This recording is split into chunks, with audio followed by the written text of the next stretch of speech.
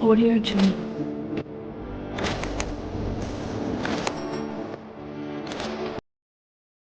जय हिंद दोस्तों, हमारे यूट्यूब चैनल में आपका स्वागत है। और आज हम लोग पढ़ने वाले हैं ज्योग्राफी के कुछ महत्वपूर्ण प्रश्नों को, जो कि आने वाले आगामी परीक्षाओं के लिए बहुत ही महत्वपूर्ण है। तो चलिए शुरू करते हैं फिर। तो पहला क्वेश्चन हमारा है, दक्कन का पठार कितने भारतीय राज्यों में फैला हुआ है? ठीक है ना, दक्कन का पठार। अगर हम दक्कन के पठार के बारे में बात करें तो ये भारत का सबसे बड़ा पठार है, दक्कन का पठार।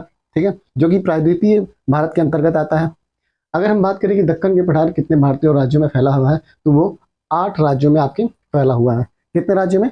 8 राज्यों में आपका दक्कन का पठार फैला हुआ है। चलिए, अगर पठार के बारे में बात करते हैं तो पठार से संबंधित कुछ और भी प्रश्न यहाँ पे पूछे जा सकते हैं आपसे। जैसे कि अगर आपसे पूछा जाए कि विश्व का सबसे ऊंचा पठार,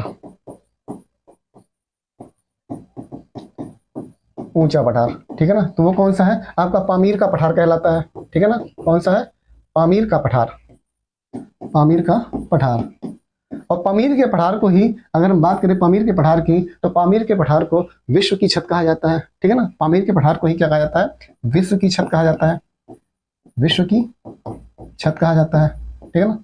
अगर हम बात करते हैं कि विश्व में सबसे बड़ा पठार कौन सा है, ठीक है ना, विश्व में सबसे बड़ा पठार कौन सा है, तो वो आपका हो जाएगा तिब्बत का पठार। ठीक है ना, विश्व में सबसे बड़ा पठार। अगर सबसे बड़ा पठार बात करते हैं कि विश्व में कौन सा है सबसे बड़ा पठार, ठीक है ना, तो वो कौन सा आपका?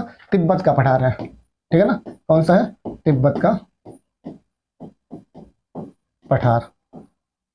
चलिए, अगर भारत में बात करते हैं और किसी और भी पठारों के बारे में, तो अगर हम बात करें धारवाड़ का पठार, ठीक है ना,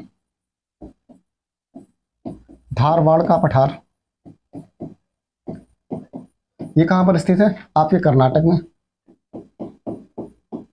कहां पर स्थित है? कर्नाटक में। अगर हम बात करते हैं भारत में सबसे ऊंचाई पर कौन सा पठार है, ठीक है ना, सबसे ऊंचाई पर पठार कौन सा है, तो वो होगा आपका लद्दाख का पठार। कौन सा हो जाएगा? लद्दाख का पठार। ठीक है ना, सबसे ऊंचाई पर स्थित लद्दाख का पठार। और बात करते हैं हम लोग छोटा नागपुर का पठार। छोटा नागपुर का पठार, यह आपके झारखंड में स्थित है। कहां पर स्थित है? झारखंड में। कहां पर स्थित है? झारखंड में। अगर हम बात करें छोटा नागपुर के पठार की, ठीक है ना, या फिर दामोदर घाटी, ठीक है, दामोदर घाटी या फिर छोटा नागपुर के पठार के बारे में बात करें, तो इसे ही कहा जाता है भारत का रूर। ठीक है ना, भारत का रूर प्रदेश।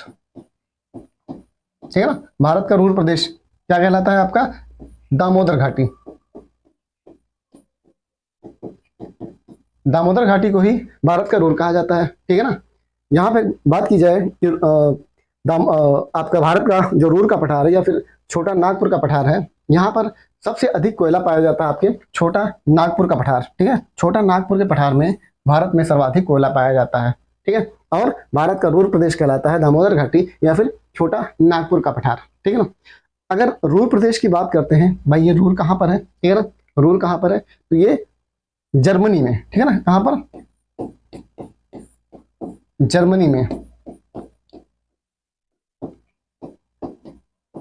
ठीक है ना, कहां पर है रूर प्रदेश? कहां पर है? जर्मनी में। और भारत का रूर प्रदेश कौन सा कहलाता है? दामोदर घाटी। ठीक है ना, कौन सा कहलाता है?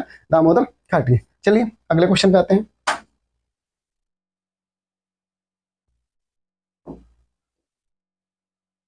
अगला क्वेश्चन हमारा है, अरावली और विंध्य श्रेणी के बीच स्थित पठार। ठीक है ना, अरावली और विंध्य श्रेणी के बीच कौन सा पठार स्थित है? ठीक है ना, तो कौन सा पठार? दक्कन का पठार होगा, मालवा का, धारवाड़ का, या फिर छोटा नागपुर का पठार। ठीक है ना, तो अरावली और विंध्य श्रेणी के बीच जो स्थित पठार है उसे कहते हैं मालवा का पठार। ठीक है ना, क्या कहते हैं? मालवा का पठार कहते हैं। ठीक है ना, क्या कहते हैं? मालवा का पठार। ठीक है ना। चलिए, अगर हम बात करें अरावली, ठीक है ना, अरावली और विंध्य श्रेणी, अरावली श्रेणी की बात करते हैं तो यह आपके कहां पे स्थित है? जो अरावली श्रेणी है,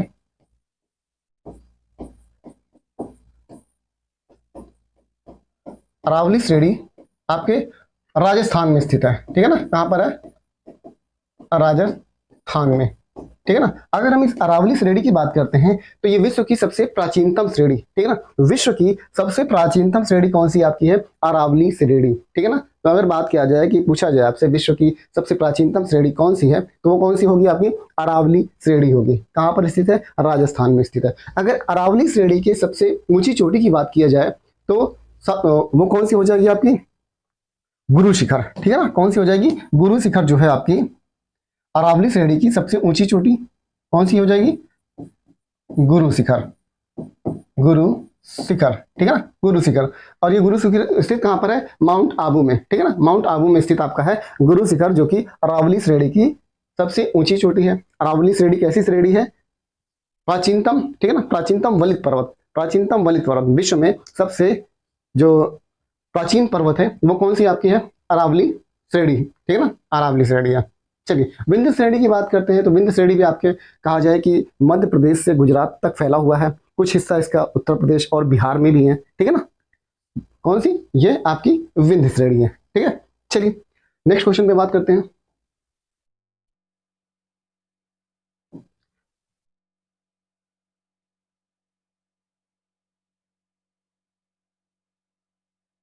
अगला क्वेश्चन है, निम्नलिखित में से कौन भारत की सबसे नवीन पर्वत श्रृंखला है? ठीक है ना, भारत की सबसे नवीन पर्वत श्रृंखला हिमालय, अरावली, पश्चिमी घाट और विंध्य श्रृंखला, ठीक है ना। तो अगर हम बात करते हैं भारत में सबसे नवीन पर्वत श्रृंखला कौन सी है, तो हो जाएगा आपका आंसर हिमालय, ठीक है ना, हिमालय। अगर हम बात करें उत्तर से लेके उत्तरी पूर्वी, ठीक है ना, उत्तरी पूर्वी वाला हिस्सा पूरा क्या कहलाता है आपका? कुछ इस तरीके से, ठीक है ना, उत्तरी पूर्वी वाला हिस्सा क्या कहलाता है? पूरा पूरा हिमालय है। और ये किस तरीके का पर्वत है?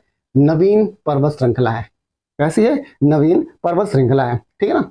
अरावली श्रृंखला की हमने बात की है कि सबसे प्राचीनतम श्रृंखला कौन सी है, तो आपकी अरावली श्रृंखला होगी। अगर पश्चिमी घाट की बात करते हैं, ठीक है ना, अगर हम कुछ इस तरीके से जो भारतीय प्रायद्वीप है, ठीक है ना, भारतीय प्रायद्वीप जो है, प्रायद्वीपीय भारत की बात करते हैं तो यहाँ पे ये पूरा का पूरा हिस्सा कहलाता है आपका पश्चिमी घाट है, ठीक है ना। क्या कहलाता है? ये आपका पश्चिमी घाट है, ठीक है ना। कौन सा है? पश्चिमी घाट। और पश्चिमी घाट को हम लोग सह्याद्री के नाम से जानते हैं, ठीक है ना, इस नाम से जानते हैं, सह्याद्री के नाम से जानते हैं पश्चिमी घाट को, ठीक है ना। और उसी तरीके से ये आपका पूर्वी घाट कहलाता है, ठीक है ना। क्या कहलाता है? पूर्वी घाट। और पूर्वी घाट को हम लोग, पूर्वी घाट जो है आपका, इसको हम लोग महेंद्रगिरी के नाम से जानते हैं,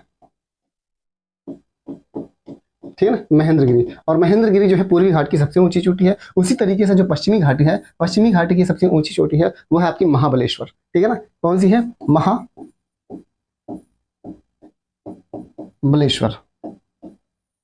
ठीक है ना। उसी तरीके से हम बात करें कि जहां पर ये पूर्वी घाटी और पश्चिमी घाटी मिलती है तो वो आपका कहलाता है नीलगिरी, ठीक है ना। क्या कहलाता है? नीलगिरी। कौन सा है? नीलगिरी है, ठीक है ना। और नीलगिरी स्थित कहाँ? अगर पूछा जाए आपसे कि नीलगिरी कहाँ पर स्थित है, तो आपके तमिलनाडु में, ठीक है ना। कहाँ पर स्थित है? तमिलनाडु में आपका नीलगिरी स्थित है, ठीक है ना। कौन सा? नीलगिरी। चलिए अगले क्वेश्चन पे आते हैं। अगला क्वेश्चन हमारा है, निम्नलिखित में से कौन सा दर्रा जम्मू घाटी को कश्मीर घाटी से जोड़ता है? ठीक है ना, दर्रे की बात हो रही है, जम्मू घाटी को कश्मीर घाटी से जोड़ता है, ठीक है ना। कौन सा होगा? बोमडीला होगा, जेलेपला होगा, दिफू दर्रा या फिर बनिहाल दर्रा? तो इसका राइट आंसर क्या होगा? बनिहाल दर्रा, ठीक है ना। कौन सा हो जाएगा? बनिहाल दर्रा जो है आपका जम्मू घाटी को कश्मीर घाटी से जोड़ता है, ठीक है ना। अगर हम लोग बात करते हैं बोमडीला दर्रा की, ठीक है ना, बोमडीला दर्रा की बात करते हैं, या फिर बात करें जलेपला दर्रा की, या फिर बात करते हैं दिफू दर्रा की। अगर हम बात करें दिफू दर्रा की, दिफू दर्रा, तो ये जो दिफू दर्रा है आपका अरुणाचल प्रदेश को म्यांमार से अलग करता है, ठीक है ना। जो दिफू दर्रा है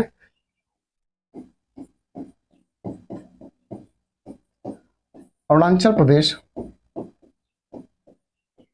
म्यांमार से अलग करता है, ठीक है ना, म्यांमार से। कौन सा हो गया? अरुणाचल प्रदेश को म्यांमार से अलग करने वाला आपका है दिफू दर्रा है, ठीक है ना। कौन सा दर्रा हो गया? दिफू दर्रा। उसी तरीके से अब अगर हम बात करते हैं जलेपला दर्रा की बात करते हैं, तो जलेपला दर्रा जो आपका है सिक्किम को आपका तिब्बत से अलग करता है। किससे अलग करता है? तिब्बत से, या फिर तिब्बत की राजधानी जो लहासा है, ठीक है ना, तिब्बत की राजधानी लहासा, या फिर तिब्बत और सिक्किम के बीच आपका जलेपला दर्रा है। उसी तरीके से अगर हम लोग बोमडिला की दर्रा की बात करते हैं, ठीक है ना, बोमडिला दर्रा की बात करते हैं, तो बोमडिला दर्रा जो आपका है ये आपका अरुणाचल प्रदेश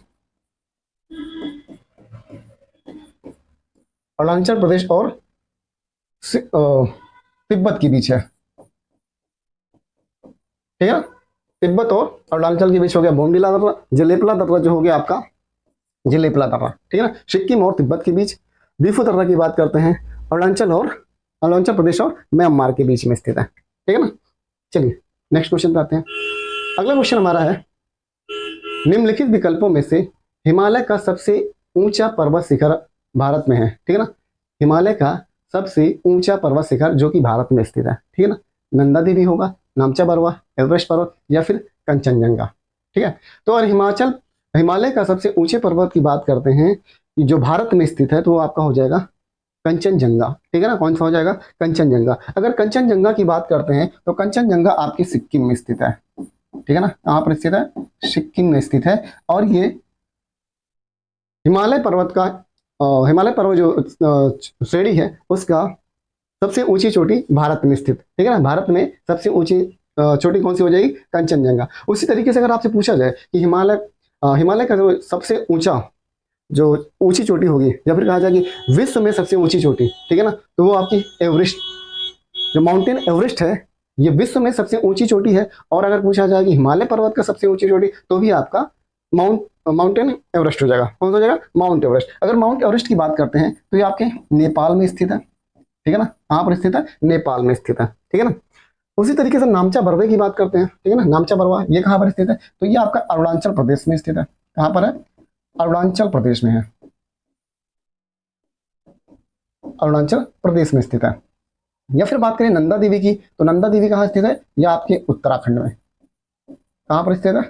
उत्तराखंड में, ठीक है ना। उत्तराखंड में नंदा देवी, नामचा बरवा अरुणाचल प्रदेश, माउंट एवरेस्ट की बात करते हैं नेपाल में, कंचनजंगा की बात करते हैं तो सिक्किम की, ठीक है ना।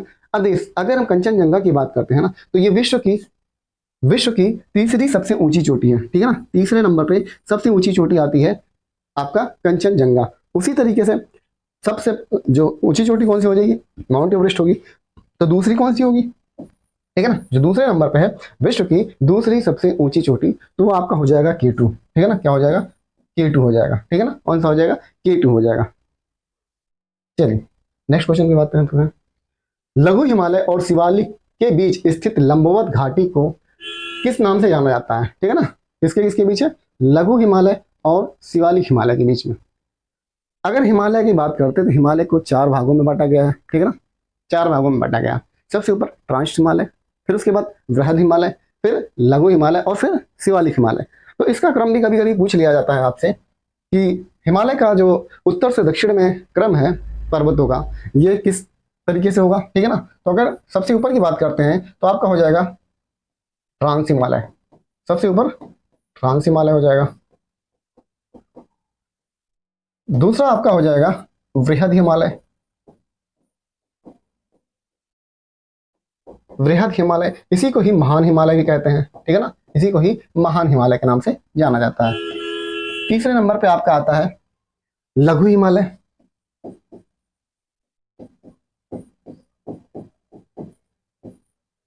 और सबसे जो नीचे है सबसे दक्षिण में वो आपका है शिवालिक हिमालय,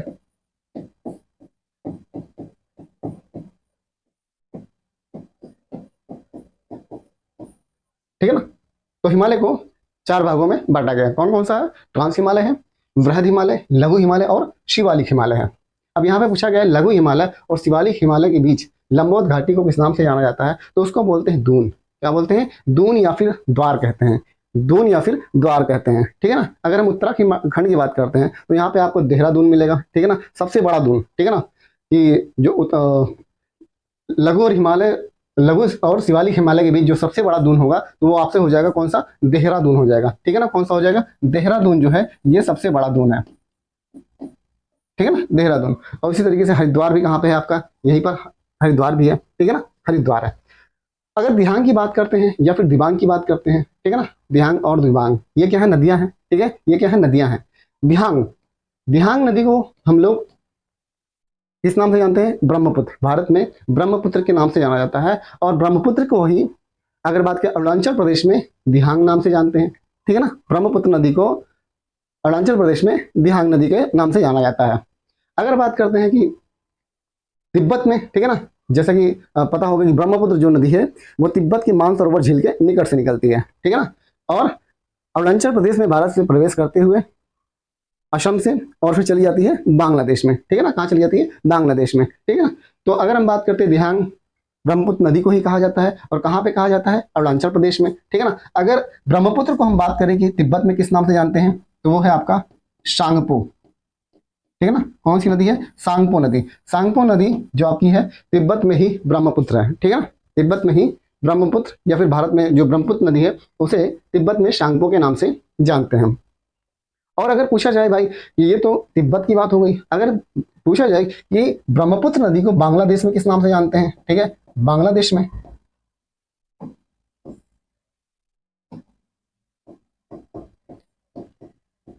बांग्लादेश में यमुना के नाम से जानते हैं, ठीक है। किसके नाम से जानते हैं? यमुना, ठीक है। ब्रह्मपुत्र को यमुना के नाम से जानते हैं, ठीक है ना। यमुना के नाम से जानते हैं बांग्लादेश में ब्रह्मपुत्र नदी को, ठीक है ना। तो अगर ये पूछा जाए कि आपसे कि जो ब्रह्मपुत्र नदी है किस किस देश से होकर बहती है, तो तिब्बत, भारत और बांग्लादेश से होकर बहती है, ठीक है ना। और दिबांग नदी जो है ये आपकी ब्रह्मपुत्र नदी की सहायक नदी है, ठीक है। ब्रह्मपुत्र की सहायक नदी आपकी दिबांग नदी है, ठीक है।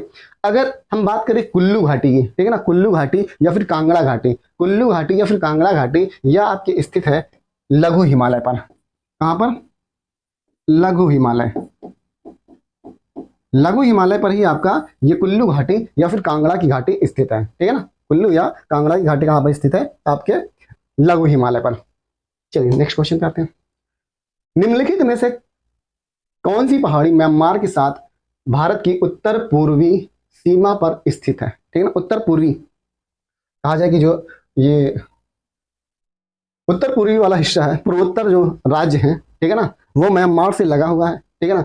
और वही पूछा जा रहा है कि उत्तर पूर्वी सीमा पर स्थित है वो कौन सी पहाड़ी है, ठीक है ना। तो कौन सी पहाड़ी है? वो आपकी पटकाई, ठीक है ना, पटकाई की पहाड़ी, या फिर इसी को पटकाई बूम कहते हैं, ठीक है ना। क्या कहते हैं? पटकाई बूम, पटकाई बूम, ठीक है ना, पटकाई बूम। पटकाई बूम के अलावा एक पर्वत श्रेणी और है, वो है अराकान योमा, ठीक है ना। कौन सी है? Arakan Yoma.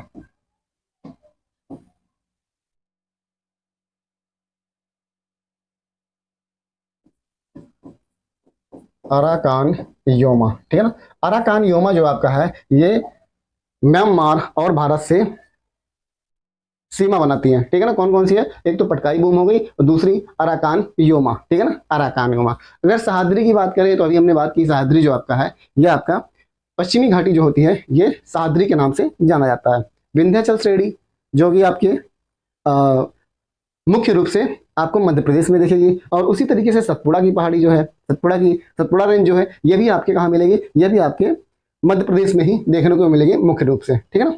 तो एक क्वेश्चन यहाँ से और भी निकलता है, ठीक है ना, कि जो विंध्याचल और सतपुड़ा के बीच, ठीक है ना, विंध्याचल और सतपुड़ा के बीच में कौन सी नदी प्रवाहित होती है? तो इन दोनों के बीच जो नदी है वो नर्मदा नदी, ठीक है ना। कौन सी नदी है? नर्मदा नदी जो है ये विंध्याचल और सतपुड़ा के बीच से निकलती है, ठीक है ना। और ये दक्षिण भारत की कहा जाए कि पूर्व से पश्चिम की ओर बहने वाली नदी है, ठीक है ना। ये पूर्व से पश्चिम की ओर बहती है, ठीक है ना, पूर्व से पश्चिम की ओर। अधिकतर नदियां जो दक्षिण भारत की नदियां हैं वो पश्चिम से पूर्व की ओर बहती हैं, बट नर्मदा नदी की बात करें या फिर बात करें ताप्ती नदी की, ठीक है ना, कौन सी? ताप्ती नदी, ये दोनों की दोनों नदियां पूर्व से पश्चिम की ओर बहती हैं, ठीक है ना, पूर्व से पश्चिम की ओर बहती हैं। विंध्याचल और सतपुड़ा के बीच आपकी नर्मदा नदी है, ठीक है। कौन सी नदी है? नर्मदा नदी, जो कि आपके कहा जाए कि अमरकंटक से निकलती है, ठीक है ना, अमरकंटक से निकलती है, ठीक है। कहाँ से निकलती है? अमरकंटक से निकलती है। और कहा जाए कि ये गार्ज बनाते हुए, ठीक है ना, गार्ज बनाते हुए ये नदी जाती है, ठीक है ना। गार्ज नदी से कौन सी बहती है? पूछा जाए आपसे कौन सी नदी है, तो वो आपकी नर्मदा नदी है। नर्मदा नदी गार्ज बनाते हुए जाती है, ठीक है। चलिए अगले क्वेश्चन पे आते हैं। भारत के पश्चिमी तटीय मैदान के उत्तरी भाग को किस रूप में जाना जाता है, ठीक है ना। भारत के पश्चिमी तटीय मैदान, पश्चिमी तटीय मैदान, ठीक है ना। अगर हम बात करें भाई कुछ इस तरीके से, ये पूरा का पूरा क्या है? तटीय मैदान है, ठीक है, तटीय मैदान है जो आपके, अगर बात करें इधर आपका बंगाल की खाड़ी है, बंगाल की खाड़ी, पश्चिम में आपका अरब सागर, और दक्षिण में आपको मिलेगा हिंद महासागर, हिंद महासागर, ठीक है ना, हिंद महासागर। तो ये तीन तरफ से आपके सागरों से घिरा हुआ है, जिसे प्रायद्वीपीय भारत भी कहते हैं, ठीक है ना। अगर हम बात करते हैं भाई कि कुल कितने ऐसे राज्य हैं जो कि तटीय रेखा पर स्थित है, ठीक है ना, तटीय रेखा पर स्थित है, तो आपके कितने राज्य हैं, वो आपके 9 राज्य हैं, ठीक है ना, 9 राज्य हैं जो आपके तटीय रेखा पर स्थित है, ठीक है ना, 9 राज्य हैं जो तटीय रेखा पर स्थित है। अब क्वेश्चन यहाँ पूछा जा रहा है कि भारत की पश्चिमी तटीय मैदान, ठीक है ना, ये पश्चिमी तटीय मैदान यही है, ये पूर्वी है, ये पश्चिमी है, ठीक है ना। तो पश्चिमी तटीय मैदान जो है आपका उत्तरी भाग को, ठीक है ना, पश्चिमी तटीय मैदान के उत्तरी भाग, तो आपका उत्तरी भाग ऊपर वाला हो जाएगा, ठीक है ना, ऊपर वाला, ठीक है, कहा जाए कि सबसे ऊपर जो होगा वही उत्तरी होगा। तो यहाँ पे कर्नाटक तट की बात करते हैं, तो कर्नाटक तट तो होगा नहीं, क्योंकि कर्नाटक तट तो आपको यहाँ पे मिलेगा कहीं ना कहीं, ठीक है ना, ये दक्षिण में है, तो ये आपका आंसर नहीं होगा। मालाबार तट की बात करते हैं, ठीक है ना, तो ये केरल वाला हिस्सा हो जाएगा, ठीक है ना, ये केरल वाला हो गया और ये कर्नाटका वाला हो गया, ठीक है। उसी तरीके से बात करते हैं कोंकण और कोरोमंडल तट, कोरोमंडल तट की बात करते हैं तो ये आपका तमिलनाडु वाला पूर्वी हिस्सा हो गया, ठीक है ना, पूर्वी हिस्सा हो गया, तो ये भी नहीं होगा, आपका राइट आंसर हो जाएगा कोंकण, ठीक है ना, कौन सा हो जाएगा, कोंकण हो जाएगा। सबसे ऊपर आपको मिलेगा, सबसे ऊपर मिलेगा काठियावाड़, फिर उसी के नीचे मिलेगा कोंकण तट, ठीक है ना। महाराष्ट्र से गोवा तक, या फिर कहा जाए महाराष्ट्र से गोवा तक का जो तट होगा कुछ इस तरीके है, यहाँ वाला हिस्सा आपका क्या कहलाएगा, कोंकण तट, ठीक है ना। तो कोंकण तट क्या है, ये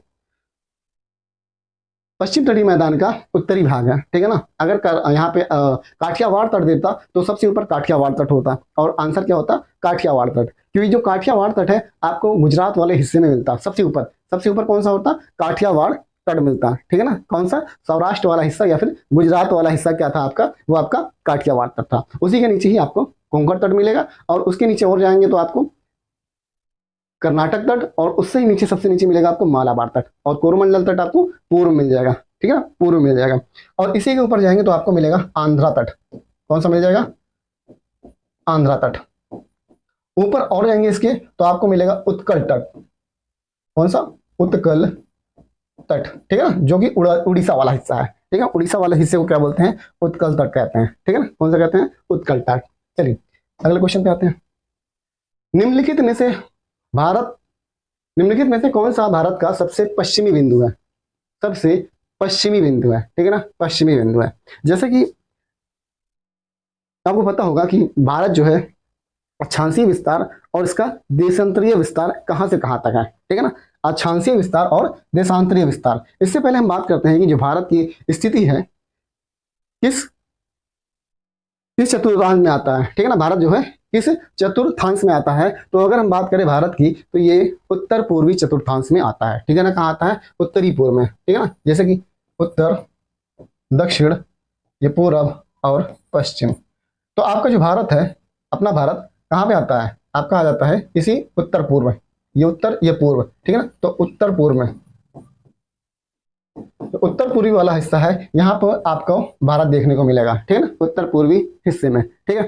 तो अगर हम बात करें कि भाई जो अक्षांशीय स्थिति है भारत की या फिर देशांतरीय स्थिति है उसको हम देख लेते हैं, फिर बात करते हैं कि इसका राइट आंसर क्या होगा, ठीक है। अगर अक्षांशीय स्थिति की बात करें कि भारत का जो विस्तार है,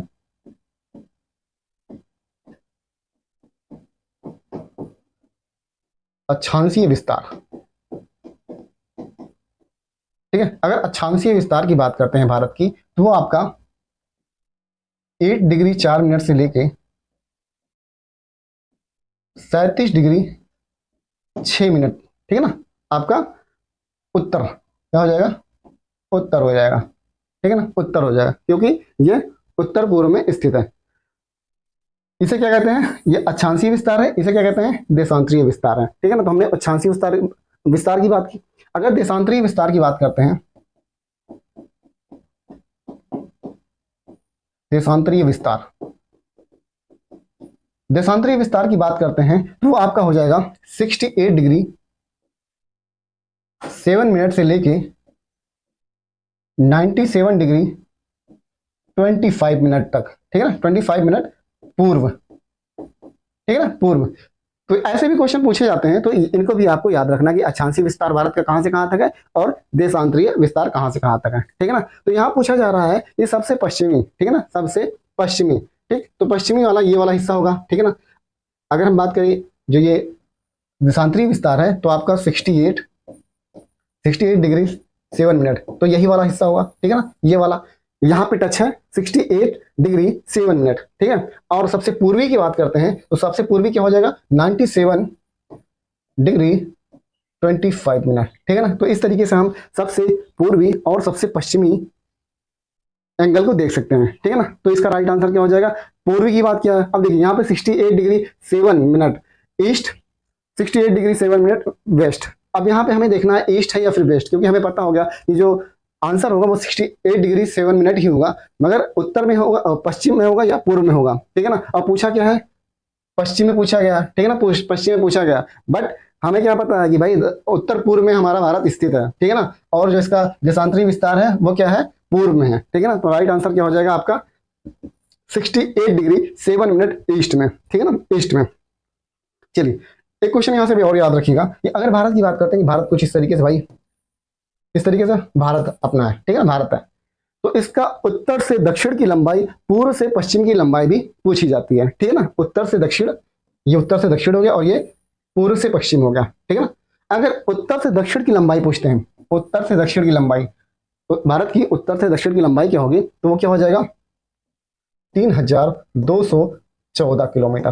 कितना हो जाएगा 3214 किलोमीटर हो जाएगा। उसी तरीके से अगर हम बात करें जो पूर्व से पश्चिम की लंबाई होगी वो क्या हो जाएगा, वो हो जाएगा आपका 2933 किलोमीटर। ठीक है ना, कितना हो जाएगा 2933 किलोमीटर, ये पूर्व से पश्चिम की लंबाई होगी। ठीक है ना, पूर्व से पश्चिम की लंबाई, और ये क्या होगा उत्तर से दक्षिण की लंबाई होगी। ठीक है ना, उत्तर से दक्षिण की लंबाई।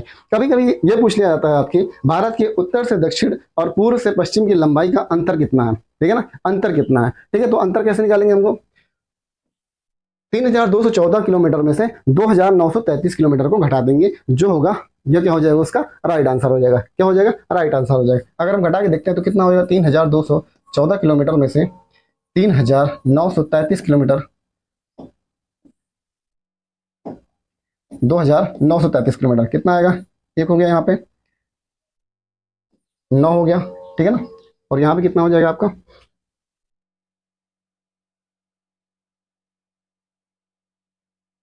9 3 11, कितना हो जाएगा 391 किलोमीटर। ठीक है ना, कितना हो जाएगा 391 किलोमीटर, कितना हो जाएगा 391 किलोमीटर आपके उत्तर से दक्षिण और पूर्व से पश्चिम का अंतर हो जाएगा। ठीक है ना, उसकी लंबाई का अंतर। ठीक है,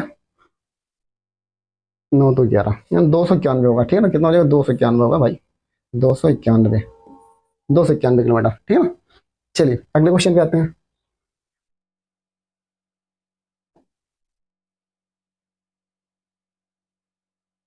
निम्नलिखित में से कौन सा दुनिया का सबसे लंबा जल डमरू मध्य है। ठीक है ना, जल डमरू मध्य या फिर जल संधि। ठीक है ना, जल डमरू मध्य या फिर जल संधि। तो यहाँ पूछ रहा है कि दुनिया का सबसे लंबा, ठीक है ना, सबसे लंबा, तो कौन सा हो जाएगा आपका मलक्का जल डमरू हो जाएगा। ठीक है ना, मलक्का जल डमरू जो है ये विश्व का या फिर दुनिया का सबसे लंबा जल डमरू होता है। ठीक है ना, सबसे लंबा जल डमरू कौन सा हो जाएगा, मलक्का जल डमरू हो जाएगा। ठीक है ना, अब यहाँ से क्वेश्चन और भी पूछा जाता है कि मलक्का जल संधि जो है, मलक्का जल डमरू है, ये किन किन देशों के बीच स्थित है। ठीक है ना, तो किन किन देशों के बीच में स्थित है, तो मलक्का जल डमरू की बात करते हैं तो आपका मलेशिया और इंडोनेशिया के बीच में है। ठीक है ना, मलेशिया और इंडोनेशिया के बीच में आपका मलक्का जल डमरू हो गया। ठीक है, उसी तरीके से अगर हम सुंडा जल डमरू की बात करते हैं तो ये आपका सुमात्रा और जावा के बीच। ठीक है, सुमात्रा और जावा के बीच कौन सा जल डमरू है, वो आपका सुंडा जल डमरू है। अगर सुमात्रा और जावा की बात करते हैं तो ये दोनों ही इंडोनेशिया के द्वीप हैं। ठीक है ना, इंडोनेशिया के द्वीप हैं आपके सुमात्रा और जावा। उसी तरीके से अगर बात करें डेनमार्क जल डमरू की, डेनमार्क जल डमरू, तो ये डेनमार्क जो जल डमरू है ये आइसलैंड,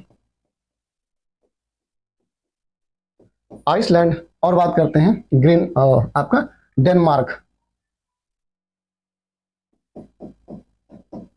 ठीक है ना। आइसलैंड और डेनमार्क के बीच में है डेनमार्क जलडमरू। उसी तरीके से अगर बेरिंग जलडमरू की बात करते हैं, बेरिंग जलसंधि की बात करते हैं, तो यह आपका, अगर देशों की बात करें तो अलास्का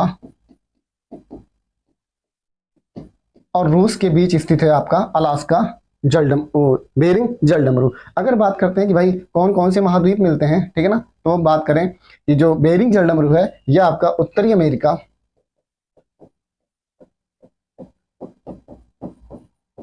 उत्तरी अमेरिका और एशिया को अलग करता है। कौन सा? बेरिंग जलडमरू। जो बेरिंग जलडमरू है, कभी कभी क्वेश्चन पूछा जाता है कौन सी ऐसी जलसंधि है जो विषुवत रेखा के समानांतर है, ठीक है ना, इसके विषुवत रेखा के समानांतर या फिर भूमध्य रेखा के समानांतर है, वो आपके बेरिंग जलडमरू है, ठीक है ना। बेरिंग जलडमरू जो है ये आपके विषुवत रेखा या फिर भूमध्य रेखा के समानांतर है, ठीक है ना। चलिए आगे बात करते हैं, अगले क्वेश्चन में जाते हैं। अगला क्वेश्चन है, निम्नलिखित में से कौन सी नदी रूस और चीन के बीच प्राकृतिक सीमा बनाती है? किसके किसके बीच? रूस और चीन के बीच कौन सी नदी है जो प्राकृतिक सीमा बनाती है? वोल्गा नदी, मोस्कवा नदी, अमूर नदी या फिर पीली नदी? इसका राइट आंसर हो जाएगा अमूर नदी, ठीक है ना। अमूर नदी जो है ये रूस और चीन के बीच प्राकृतिक सीमा बनाती है, ठीक है ना। चलिए अगर हम बात करें वोल्गा नदी की, वोल्गा नदी की अगर बात करते हैं तो ये यूरोप की सबसे लंबी नदी है, ठीक है ना। कहाँ की? यूरोप। कहाँ बहती है? यूरोप में बहती है और यूरोप की सबसे लंबी नदी है आपकी वोल्गा नदी। मोस्कवा नदी की बात करते हैं तो ये मोस्कवा नदी मॉस्को में बहती है। कहाँ पे बहती है? मॉस्को में, जो कि रूस की राजधानी है, ठीक है ना। रूस की राजधानी मॉस्को है, ठीक है ना। रूस की राजधानी कहाँ है? मॉस्को। पीली नदी की बात करते हैं तो ये आपके चीन में बहती है और इसी को ही हांगहो नदी के नाम से जानते हैं, ठीक है ना। किस नदी के नाम से? हांगहो नदी।